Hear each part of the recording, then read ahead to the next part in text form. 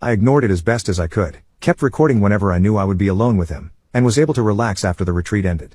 3 months later, it was time for my performance review, and my immediate supervisor was there too. As we sat down, I could sense something was off. They started criticizing me, saying I wasn't a good fit nor a team player. I was shocked when they informed me that they were terminating my employment. But after everything Josh put me through, I was not going to back down. I was furious when my company tried to fire me during my performance review.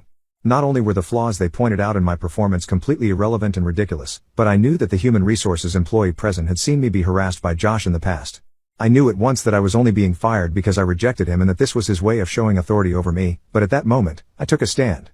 I grabbed the paperwork they wanted me to sign, but instead of signing it, I pushed it to the side. Then, I pulled out my phone and played recording after recording of Josh's inappropriate advances. The human resources manager and my supervisor were speechless. I looked at them, waiting for a response, and they told me that they had to discuss some more things. They quickly left the room, and I sat there in the conference room, waiting for the HR manager to return. I had no clue what was going to come next, so I started recording on my phone again. An hour later, the human resources manager came back with Josh. They tried to intimidate me, claiming that recording private conversations was illegal and threatening to file charges, but I had already researched the law and knew it wasn't. I then informed them that I was recording this conversation, too, and that I now had evidence of them trying to manipulate me by lying about the law.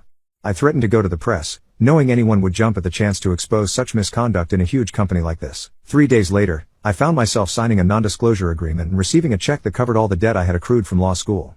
It's unfortunate that the person who harassed me wasn't fired, but I at least received compensation for putting up with his inappropriate behavior. Long story short, record your conversations. You never know when it'll come in handy.